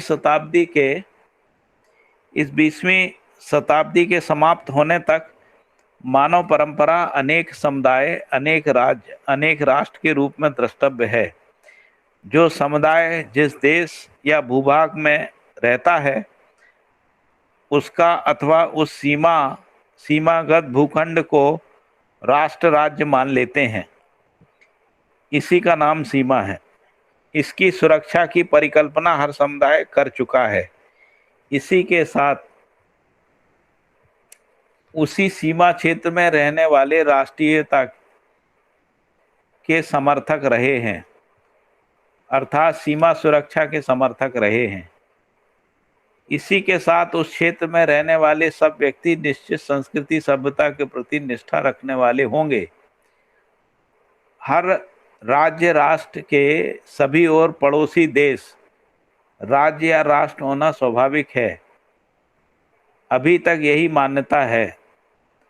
हमारे देश की अथवा राष्ट्र राज्य की सीमा के अतिरिक्त स्थली को अन्य मानना बना ही रहता है। यह ही सभी प्रकार के संकट का प्रधान कारण है। इसी कारण सदा सदा द्रोह विद्रोह शोषण होते ही आया। इन उपद्रवों से मानव तो त्रस्त रहा ही है। अब धरती त्रस्त होने की स्थिति आने से इसका समाधान आवश्यक है, अन्यथा समाधान की अपेक्षा बलवती हुई है। उक्त प्रकार से विभिन्न वर्ग मत संप्रदाय जाति के रूप में अनेक समुदाय होने का आधार है। इसके निराकरण के लिए मानव जाति एक कर्म अनेक, धरती एक, राज्य अनेक, ईश्वर एक, देवता अनेक, धर्म मानव धर्म एक, मत अनेक, मानव धर्म एक, मत अनेक। इन चारों तथ्यों को हृदयंगम करने की आवश्यकता है।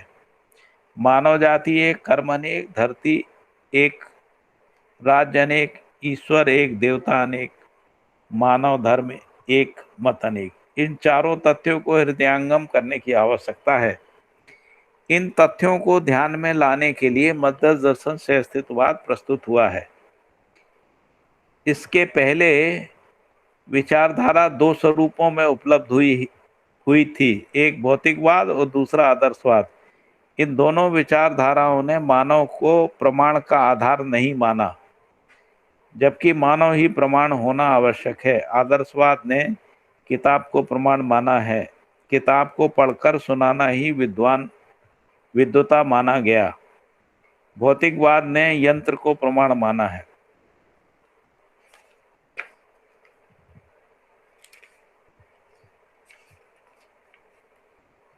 तो यहाँ रुका जा सकता है, नहीं तो एक आध पैराग्राफ और पढ़ सकते हैं।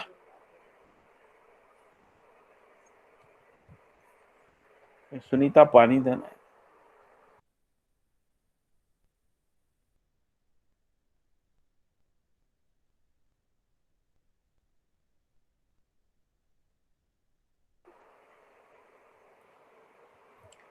मुझे लगता है यहाँ रुकना चाहिए। अच्छा, रुकना है, नहीं तो मैं सोचा एक पैराग्राफ और पढ़ लेते हैं। इसमें मैं सोच रही थी राष्ट्रीय चरित्र को लेके चर्चा भी रख सकते हैं 15 मिनट की, अभी 10 मिनट तो है ही, 12 मिनट। बताइए, रखिए, बताइए। तो मुझे लगा देख लें, योगेश भैया जैसा कहें, यदि पैराग्राफ पढ़ना है तो पैराग्राफ पढ़ लीजिए। नहीं, ऐसा कुछ नहीं है। तो मैं सोचा कि अगर कोई मुद्दा नहीं है तो एक पैराग्राफ पढ़ लिया जाए, लेकिन आपने बढ़िया मुद्दा सुझाव दिया है तो उस पर चर्चा की जाए जी।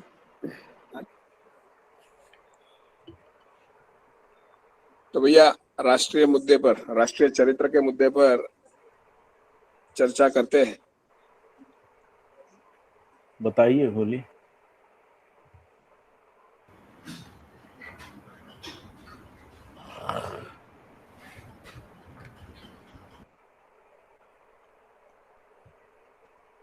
बोलिए ना योगेश भाई, बताइए।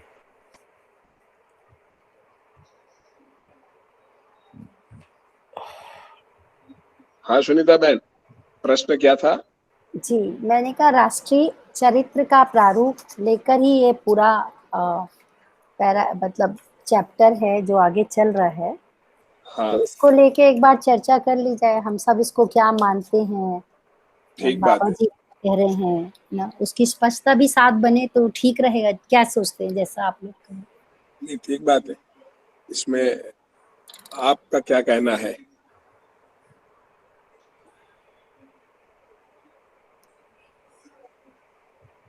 मैं तो सोच ही रही हूँ कि मतलब आप सभी लोग हैं, जैसे हम बात करते हैं और चर्चा रखते हैं, तो सब लोग जैसा सोचे हो राष्ट्रीय चरित्र के बारे में, हम लोग जो भी चर्चा करते रहे हो। और बाबा जी ने तो उस मुद्दे को पकड़ा ही है ना।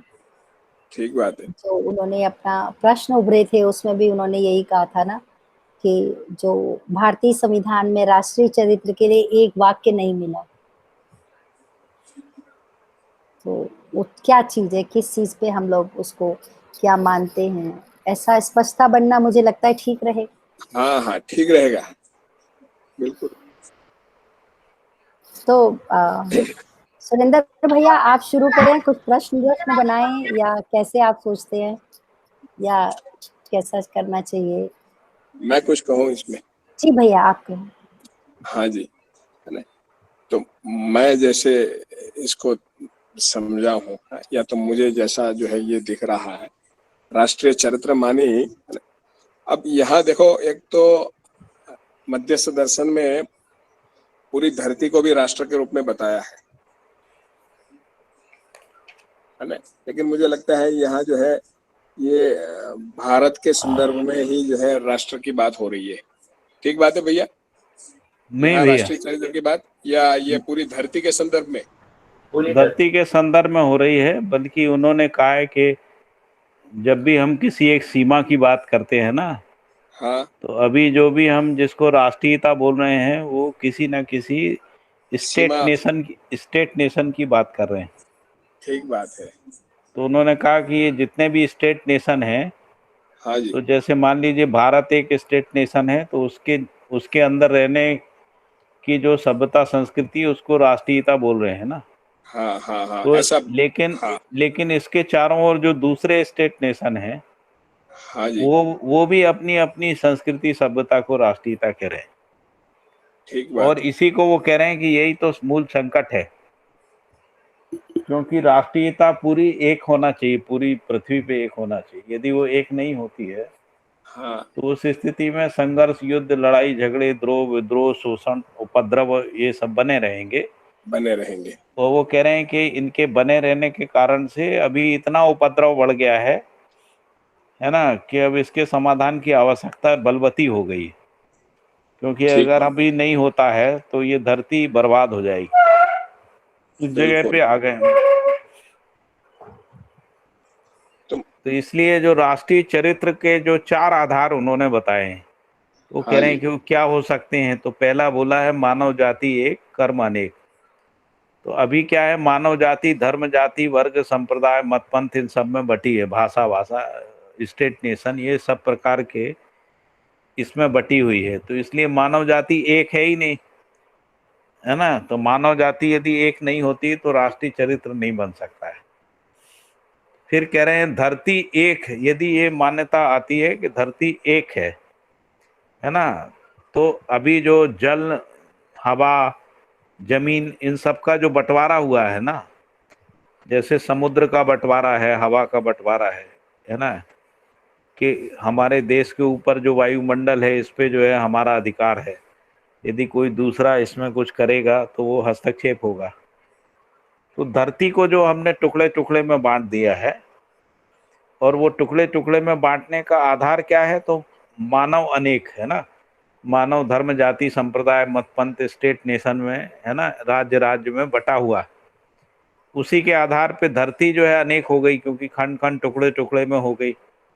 जबकि धरती का अध्ययन करने में पता लगता है कि समुद्र का कोई विभाजन नहीं है, भूखंडों का विभाजन नहीं है ना। धरती अपने आप में एक यूनिट है, उसका पर्यावरण भी एक यूनिट है, उसका जो संतुलन है वो भी एक इकाई है। तो इस रूप में यदि धरती एक, यदि हम पहचान पाते हैं, उस स्थिति में राष्ट्रीयता आ सकती है। फिर ये जो ईश्वर एक और देवता अनेक हैं, तो यदि ईश्वर के आधार पर देखते हैं तो अलग अलग प्रकार के धर्म संप्रदाय हैं। तो वो धर्म संप्रदाय यदि बने रहते हैं तो भी राष्ट्रीय चरित्र नहीं आएगा। फिर मानव धर्म की बात कर रहे हैं कि मानव धर्म एक, मत अनेक।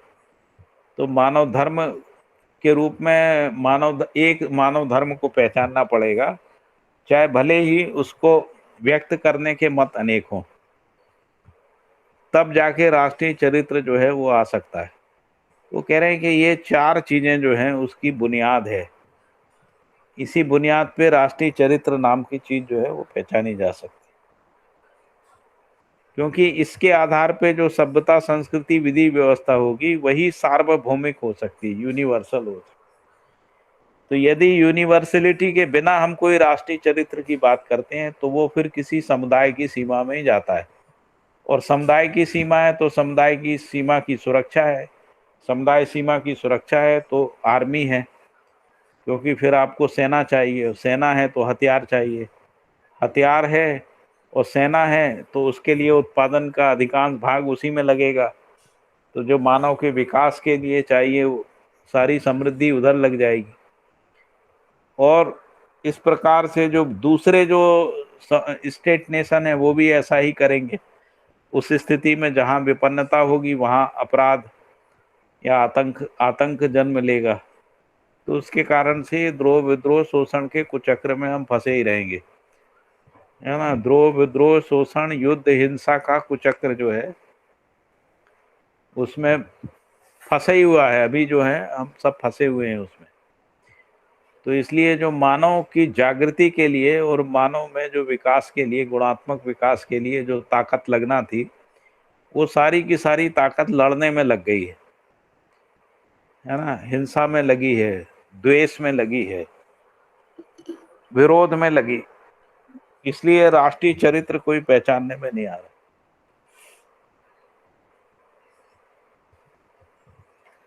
और बहुत बताइए। बढ़िया भैया, हाँ? बहुत बढ़िया, आपने पूरा ही बता दिया जी, और कुछ रह गया हो तो? नहीं भैया, पूरी बात आ गई इसमें। यहाँ मानव धर्म एक मत अनेक, ये मत मानी जो है ये अनेक दिशा कोण परिप्रेक्ष्य की बात है भैया। मानव धर्म हाँ जी, एक है ना, अभिव्यक्ति है, और अनेक कर दीजिए। हाँ, धर्म को अभिव्यक्त करने में अनेक हो सकते, मतलब सभी दिशा कोण आयाम परिप्रेक्ष्य से मानव धर्म जो है वो सुख है। सर्वतोमुखी समाधान ही मानव धर्म है। हम्म, और सर्वतोमुखी समाधान मानी सभी दिशा आयाम कोण परिप्रेक्ष्य से समाधान, उस रूप में शायद जो है मानव धर्म एक मत अनेक, ऐसा कह रहे। वैसे ही है। ठीक बात। हर स्तर पे समाधान अलग होता है ना, जैसे शिक्षा में समाधान, उत्पादन में समाधान, स्वास्थ्य में समाधान, इसलिए समाधान अनेक होते हैं। ठीक बात। तो बाबा जी ने कहीं पर ये भी लिखा है, मानव धर्म एक, समाधान अनेक है। ठीक बात।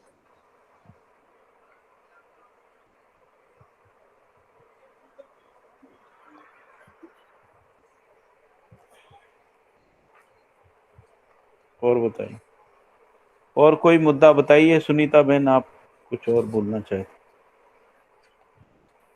नहीं, ठीक है भैया, सही है। और बाकी यदि इसमें चरित्र में जोड़ेंगे तो फिर मूल्य, चरित्र और नैतिकता वाले 3 पॉइंट जुड़ जाएंगे। और क्या, मानव की उसमें वो तो पहले से जुड़े हुए हैं, उसके लिए तो काम कर ही रहे हैं। वो जागृति से लेकर बाबा जी ने जो वैभव के पॉइंट रखे हैं, तो राष्ट्रीय चरित्र में यदि अभिव्यक्ति और देखने में आएगा तो यही 12 पॉइंट देखने में आएंगे ना।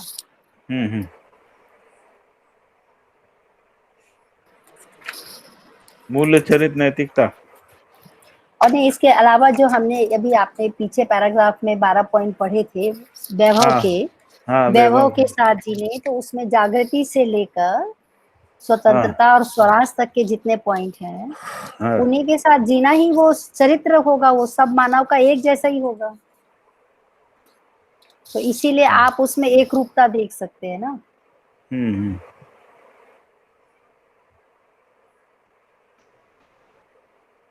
तो वो ये जो 12 पॉइंट हैं, ये जिसको संपन्नता का वैभव बोल रहे हैं ना? जी, संपन्नता वैभव का, हाँ, वैभव के, वैभव जो से है, मानव का वैभव जो है। तो एक्चुअली ये तो जो है ना, व्यवस्था की ओर किस तरीके से वैभवित है मानव, उसकी बात की है इसमें जी। लेकिन ये तभी संभव है जब राष्ट्रीय चरित्र है ना। और राष्ट्रीय चरित्र भी तभी संभव है जब शिक्षा संस्कार का लोक व्यापीकरण हो जाए। जी, और जागृति हो, जागृति और समाधान, उसके साथ ही फिर ये चरित्र संभव है। जी भैया, मुझे लगता है यहाँ मानवीय चरित्र को ही राष्ट्रीय चरित्र के रूप में बाबा जी कह रहे हैं। जी, जब पूरी धरती का ही एक हो गया तो मानवीय चरित्र निकलेगा ना, मानव का। जी, बिल्कुल, आप ठीक कह रहे हैं भाई। इसमें जो पहला जो वाक्य है ना, उसमें डिफाइन किया है, राष्ट्रीयता अपने में मानवीयता पूर्ण मानव का वैभव ही है। इसीलिए तो आपने कहा कि ये जो 12 बिंदु हैं, हाँ, उसी में वैभव फैलेगा ना मानवीयता का।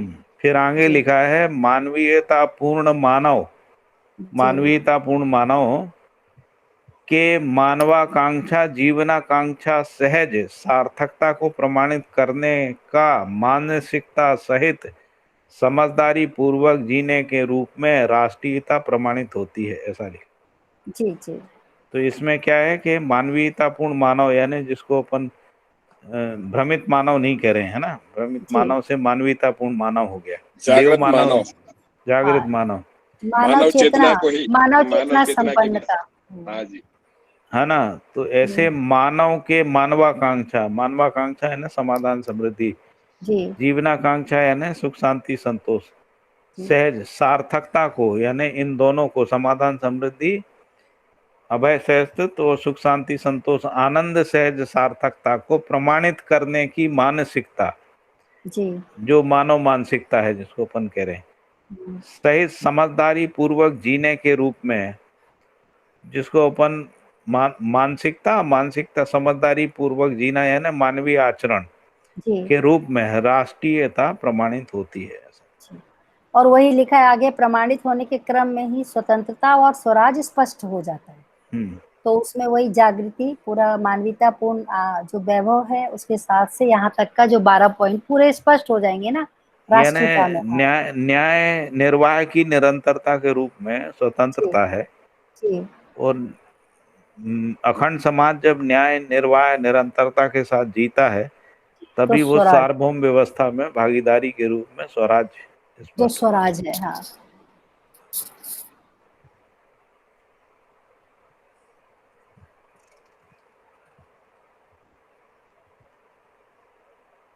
तो फिर आगे लिखा है कि इस विधि से मानवत्व ही सर्व मानव वैभव का राष्ट्रीयता और स्वतंत्रता स्वराज्य का प्रमाण है। तो जिसको अपन मानवत्व कह रहे हैं, जी सर्व मानव वैभव का यानी वो मानवत्व का वैभव है ना, उसके उसी को राष्ट्रीयता स्वतंत्रता स्वराज के प्रमाण के रूप में। जी फिर वो कह रहे हैं कि ये जो है राष्ट्रीयता सहअस्तित्ववादी विधि से उनको कर्तलगत हुआ है, यानी अपने स्वत्व में उसको देख पाए हैं, पहचान पाए हैं, समा पाए हैं। सहअस्तित्ववादी विधि से हम मानव के समझदार होने की आवश्यकता इसलिए भी है क्योंकि मानव को मानव के रूप में पहचानना एवं निर्वाह करना है, और मानव और मानवेतर प्रकृति के साथ वन खनिज के साथ संतुलन को बनाए रखना है। दो मुद्दे हैं जिसको अपन स्वतंत्रता स्वराज भी कह रहे हैं। मानव मानव के रूप में पहचानना यानी न्यायपूर्ण संबंध के रूप में, जिसको अखंड समाज कह रहे हैं, और मानवेतर प्रकृति के साथ यानी वन खनिज के संतुलन को बनाए रखने के अर्थ में भागीदारी करना, क्योंकि वन खनिज के संतुलन से ही ऋतु संतुलन है।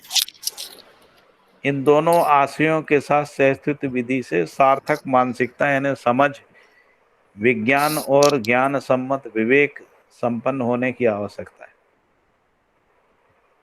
फिर कह रहे हैं कि ये जो राष्ट्रीयता है वो केवल मानव इकाई में ही संभव है ना। फिर उन्होंने आगे वो बताया है कि यदि राष्ट्र राज्य के रूप में, स्टेट नेशन जिसको बोलते हैं, तो वो किसी सीमागत भूखंड को मानते हैं ना। तो ऐसे सीमागत भूखंड के क्षेत्र में राष्ट्रीयता को पहचानने का प्रयास करते हैं। तो जैसे ही वो एक सीमा में पहचानते हैं तो सुरक्षा के समर्थक हो जाते हैं। तो इसी आधार पे नेशनलिटी जो है सीमा सुरक्षा के अर्थ में रहती है। इसी के साथ इस क्षेत्र में रहने वाले जो व्यक्ति हैं वो एक निश्चित संस्कृति सभ्यता के प्रति निष्ठा रखने वाले होंगे, और हर राष्ट्र राज्य में सभी और पड़ोसी देश राज्य या राष्ट्र होना स्वाभाविक है। अभी तक यही मान्यता है कि हमारे देश की अथवा राष्ट्र राज्य की सीमा के अतिरिक्त स्थली को अन्न मानना, हम उनको अन्न मानेंगे, और यही सभी प्रकार के संकट का कारण है। तो यदि मान लीजिए कि पूरी मानव जाति में ये आ जाता है कि धरती एक है, तो धरती एक है, यदि ये मानसिकता स्थापित होती है तो राज्य अनेक होंगे तो भी उसमें लड़ाई झगड़े नहीं होंगे, है ना। जी अभी उनको अन्न मान लेते हैं क्योंकि वो मानते हैं कि ये भूमि उनकी है। सारे दुनिया में झगड़े जमीन को लेकर ही हैं, जमीन पे कब्जे को लेकर ही, जबकि धरती अपने में अविभाज्य है। चाहे वो इजराइल का झगड़ा हो, चाहे ईरान इराक का हो, चाहे भारत पाकिस्तान का हो, है ना, चाहे वो चाइना और रशिया के बीच का कॉन्फ्लिक्ट हो या रशिया एंड अदर कंट्रीज का हो, तो जितने भी कॉन्फ्लिक्ट हैं वो जमीनों को लेकर ही हैं, सारे के सारे कान। और उसके बाद जो दूसरे बड़े कॉन्फ्लिक्ट हैं वो धर्म को लेकर। दो प्रकार के ही मेजर कॉन्फ्लिक्ट हैं। एक है ये जिसको अपन राष्ट्रीयता का कॉन्फ्लिक्ट बोल रहे हैं ना, जमीन को लेकर, भूभाग पे जो सीमा है उसके लेकर, और दूसरा है मान्यताओं के आधार पर, जिनको हम लोग एथनिक कॉन्फ्लिक्ट, रिलीजियस कॉन्फ्लिक्ट है ना, कम्युनल कॉन्फ्लिक्ट आदि बोल रहे हैं। ये दो दो ही जो है सबसे पूरी मानव जाति को त्रस्त किए हुए, और मानव की पूरी ऊर्जा इसी में लगी हुई है, पूरी ताकत मानव की इसी में लगी है। बिल्कुल ठीक बात है। जहाँ कहीं भी चल रहे हैं वहां चले ही जा रहे हैं, चाहे 100 साल हो जाए, 200 साल हो जाए। इंग्लैंड स्कॉटलैंड का झगड़ा है, जहाँ कहीं भी होगा वो वैसे ही बना हुआ है, कोई हजारों साल से बना हुआ है, हजारों साल से बना हुआ है। वो भैया यरूशलेम का मामला तो हाँ कब से चल बिल्कुल, रहा है, कब से चल रहा है, सही बात है। वहाँ तीन, ढाई हाँ, 4,000 हो गए। 2,500-3,000 साल। भैया हम्म, भैया हेलो। बोलिए। हाँ जी। हाँ, ये राष्ट्र चिंतन में परिभाषा में लिखा है अस्तित्व मूलक मानव केंद्रित चिंतन। हाँ, राष्ट्रीय चिंतन, हाँ, हाँ। पूरा ही रख दिया है बाबा जी ने। हम्म।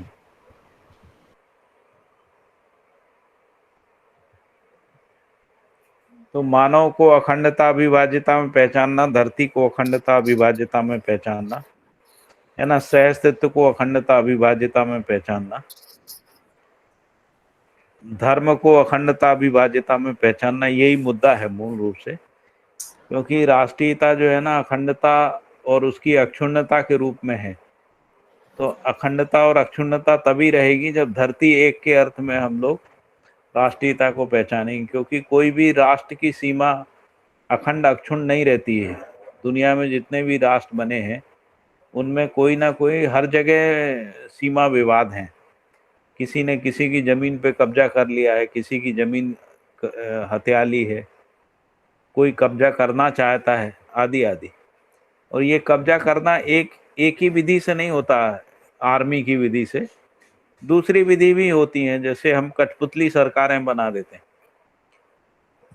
तो वो पूरा जो स्टेट नेशन है वो कोई विकसित देश के कठपुतली की तरह से काम करता है। तो इस रूप में भी उनकी जो संप्रभुता है, अखंडता, अक्षुण्णता है ना, वो प्रमाणित नहीं होती है। इसलिए राष्ट्रीय चरित्र जो है वो देखने में नहीं मिलता है।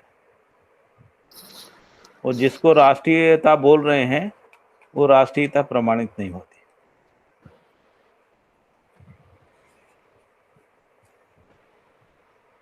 ठीक है, फिर आज इतना जी ही। जी ठीक है। हरी है। हरिहर नमस्ते सभी को। हरिहर भैया नमस्ते। नमस्ते। कल सुबह जो है वो हमारा 6 बजे से एक सत्र है अनुभवात्मक आध्यात्मवाद का, है ना।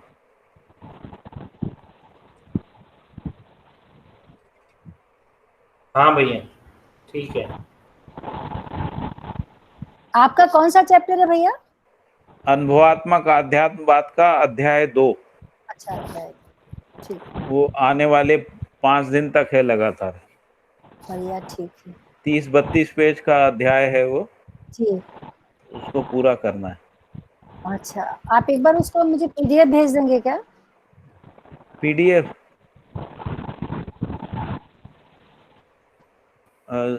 आपको भेजना, पीडीएफ आपके पास नहीं है क्या? नहीं उसका नहीं है, एक एक का अब वो मैं डालती जा रही हूँ, मतलब वैसे बुक है पर हाँ पीडीएफ है तो सामने खोला हो तो भी वहीं के वहीं मार्किंग भी हो जाती है। अच्छा, दीदी वो वेबसाइट पे भी है सारे हाँ पीडीएफ। नहीं उस पे है, बस उसमें जाओ डाउनलोड करो, तो ये भैया के पास बने हुए हैं तो वो क्लिक करते हैं तो पहुंच जाता है। रहता है दीदी। ज्यादा आसान रास्ता लगता है। मैं भेज देता हूँ, जी ठीक है, थैंक यू। मैं भेज दूँ। राकेश जी ने भी डाला ही होगा शायद, देखता हूँ। राकेश जी ने भी डाल दिया है टेलीग्राम में, ऐसा दिख रहा ठीक है भैया, तो मैं वहां से डाउनलोड कर लूंगी, कोई बात नहीं। हाँ, फिर मैं इसमें भी डाल देता हूँ, कोई दिक्कत नहीं।